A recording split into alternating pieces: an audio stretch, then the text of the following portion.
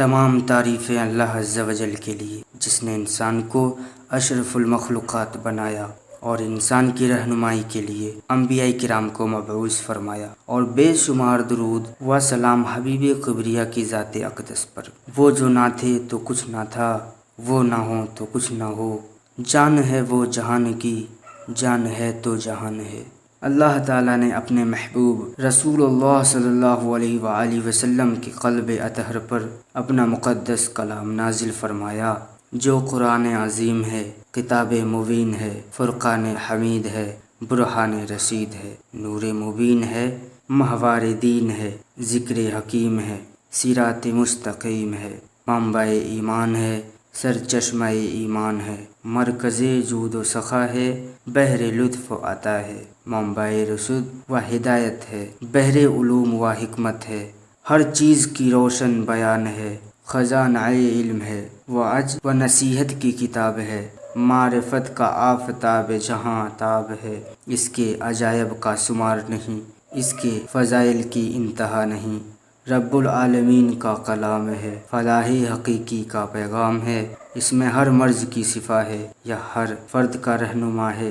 یہ سامان نجات ہے، دلوں کی جنگ کا علاج ہے، کامل ترین فلسفہ حیات ہے، اور اس کی تلاوت باعث اجر و ثواب ہے۔ دوستو، قرآن مقدس کے علوم کو 3 حصوں میں تقسیم کیا جاتا ہے، ایک علم العقائد، دوسرا علم الاحکام، اور تیسرا علم التذکیر۔ گویا قرآن مقدس انسانوں کے عقائد کی اصلاح کرتا ہے اور انہیں صحیح عقائد کے مطابق زندگی گزارنے کے احکامات دیتا ہے، نیز اصلاح فکر و عمل کی طرف راغب کرنے کے لیے پچھلی امتوں کے احوال بیان فرماتا ہے، جیسے کہ کئی صورتوں میں متعدد انبیاء کرام کے حالات پوری قرآن مقدس میں اللہ تعالیٰ نے ارشاد فرمایا ہے۔ سورہ المومن میں آل فرعون میں سے ایک مسلمان کا واقعہ، سورہ یاسین میں ایک مرد مومن کا ذکر، سورہ قلم میں باغ والوں کا واقعہ، سورہ بروز میں خائی والوں کا تذکرہ، اور سورہ کہف میں اصحاب کہف کا واقعہ بیان فرمایا گیا ہے۔ ان احوال و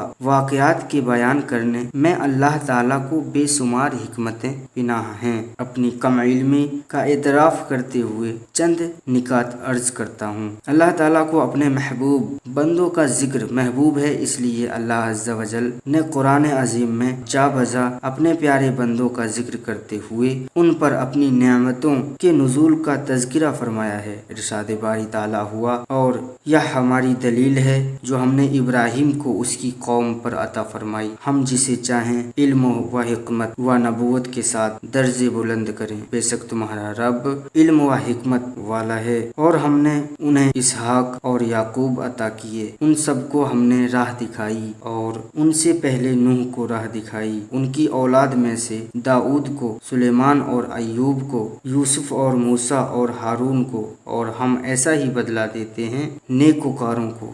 زکریا اور یسع اور عیسیٰ اور الیاس کو، یہ سب ہمارے قرب کے لائق ہیں، اور اسماعیل اور یسع اور یونس اور لوط، اور ہم نے ہر ایک کو اس کے وقت میں سب پر فضیلت دی، اور کچھ ان کے باپ دادا اور بھائیوں میں سے باج کو بھی فضیلت دی، اور ہم نے انہیں چن لیا اور سیدھی راہ دکھائی۔ سورہ انعام آیت نمبر 83 سے 87۔ اللہ عز و جل نے اپنے حبیب کو بھی انبیاء کرام علیہ السلام کا ذکر فرمانے کا حکم دیا تاکہ انبیاء کرام علیہ السلام کا ذکر حضور صلی اللہ علیہ وآلہ وسلم کی سنت ہو جائے، اور یہ ذکر سن کر لوگوں کو نفوس قدسیہ کی پاک خصلتوں سے نیکیوں کی ذوق و شوق حاصل ہو، اور انہیں نوح کی خبر پڑھ کر سناؤ، سورہ یونس آیت نمبر 71، اور ان پر پڑھو خبر ابراہیم کی، اور یاد کرو ہمارے بندے یعقوب کو، سورہ صاد آیت نمبر 41، اور یاد کرو ہمارے بندے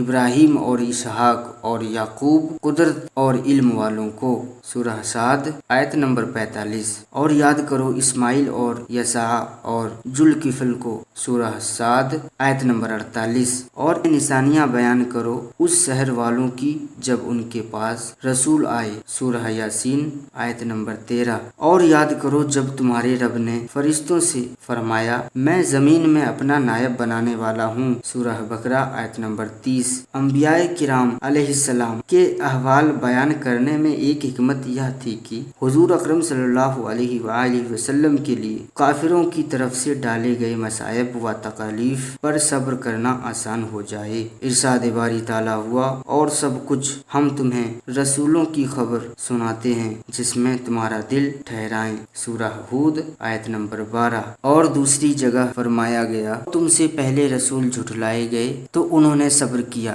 اس جھٹلانے اور ایذائیں پانے پر یہاں تک کہ انہیں ہماری مدد آئی اور اللہ کی باتیں بدلنے والا کوئی نہیں سورہ انعام آیت نمبر 38۔ اور مزید فرمایا گیا اور ضرور اے محبوب تم سے پہلے رسولوں کے ساتھ بھی مذاق کیا گیا کافر ان سے ہنستے تھے ان کی ہنسی ان کو لے بیٹھی تم فرما دو زمین میں سیر کرو پھر دیکھو کہ جھٹلانے والوں کا کیسا انجام ہوا سورہ انعام آیت نمبر 38۔ معزز سامعین کرام آقا و مولا صلی اللہ علیہ وآلہ وسلم کی آزمائش کے لیے مختلف سوالات کیا کرتے تھے تو جواب میں رب تعالیٰ نے بعض واقعات وہی قرآن میں ارشاد باری تعالیٰ ہوا اور تم سے ذوالقرنین کو پوچھتے ہیں تم فرماؤ میں تمہیں اس کا مذکور پڑھ کر سنا دیتا ہوں بے شک ہم نے اسے زمین میں قابو دیا اور ہر چیز کا ایک سامان عطا فرمایا سورہ کہف آیت نمبر 83۔ گزشتہ امتوں کے حالات و واقعات بیان کرنے میں کافروں کے اعتراضات کا جواب دینا اور انہیں لاجواب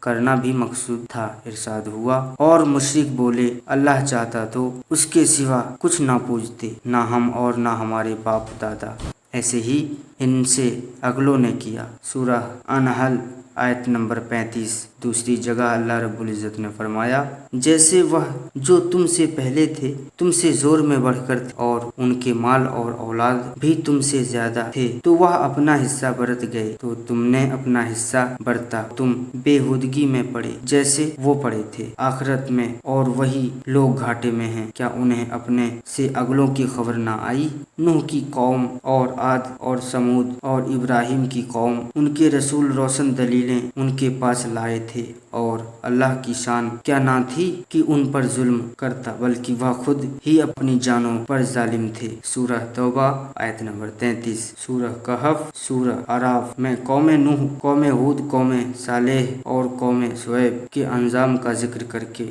فرمایا اور اگر بستیوں والے ایمان لاتے اور ڈرتے تو ضرور ہم ان پر آسمان اور زمین سے برکتیں کھول دیتے مگر انہوں نے جھٹلایا تو ہم نے انہیں ان کے کیے پر عذاب میں گرفتار کر لیا اور مزید ارشاد ہوا یہ بستیاں ہیں جن کے احوال ہم تمہیں سناتے ہیں اور بے شک ان کے پاس ان کے رسول روشن دلیلیں لے کر آئے تو وہ اس قابل نہ ہوئے کہ وہ اس پر ایمان لاتے جس سے پہلے جھٹلا چکے ان واقعات و احوال میں رب تعالیٰ کی قدرت کی نشانیاں ظاہر ہوئی یہ بستیوں کی خبر ہے کہ ہم تمہیں سناتے ہیں ان میں کوئی کھڑی ہے کھنڈرات باقی ہیں اور کوئی کہ اس کا نشان بھی باقی نہیں سورہ ہود آیت نمبر 30۔ بے شک اس میں نشانی ہے ان کے لیے جو آخرت سے ڈرتے ہیں سورہ ہود آیت نمبر 33۔ بنی اسرائیل کے نافرمانوں کو بندروں کی شکل میں مسخ کرنے کا حال بیان کر کے ارشاد باری تعالیٰ ہوا تو ہم نے یہ واقعہ اس کے آگے اور پیچھے والوں کے لیے عبرت کر دیا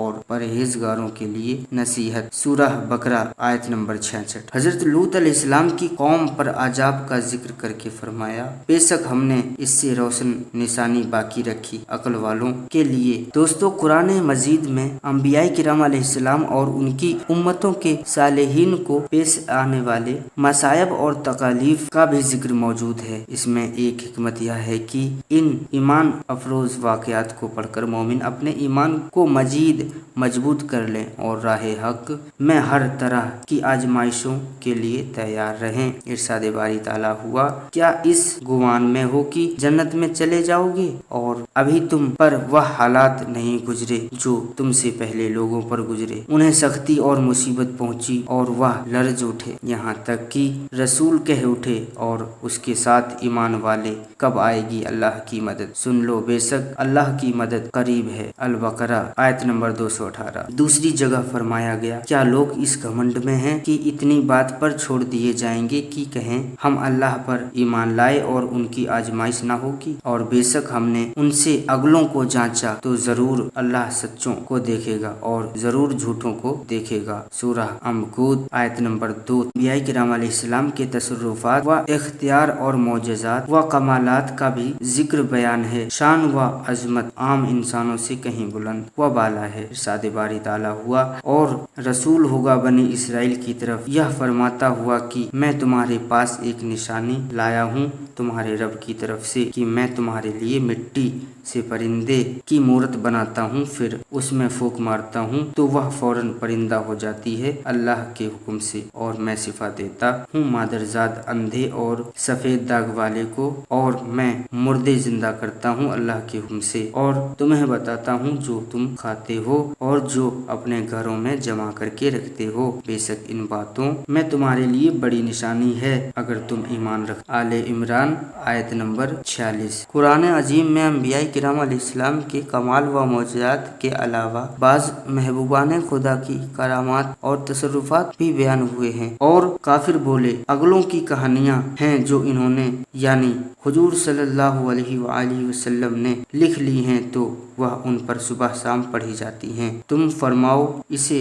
तो उस अल्लाह ने उतारा है जो आसमानों और जमीन की हर बात जानता है। सूरह फुरकान आयत नंबर 5। और दूसरी जगह फरमाया, यह गैब की खबरें हम तुम्हारी तरफ वही कुरान करते हैं, इन्हें ना तुम जानते थे ना तुम्हारी कौम। सूरह हूद आयत नंबर 43। और मजीद फरमाया, इरशाद बारी ताला हुआ, यह कुछ गैब की खबरें हैं जो हम तुम्हारी तरफ वही कुरान करते हैं, यानी बावजूद उनके पास ना होने के उन तमाम वाक़यात को तफसील से बयान कर देना आकाए दो जहां सल्लल्लाहु अलैहि वसल्लम का मौजिज़ा है और आप सल्लल्लाहु अलैहि वसल्लम के सच्चे रसूल होने का रोशन सबूत। मुख्तसर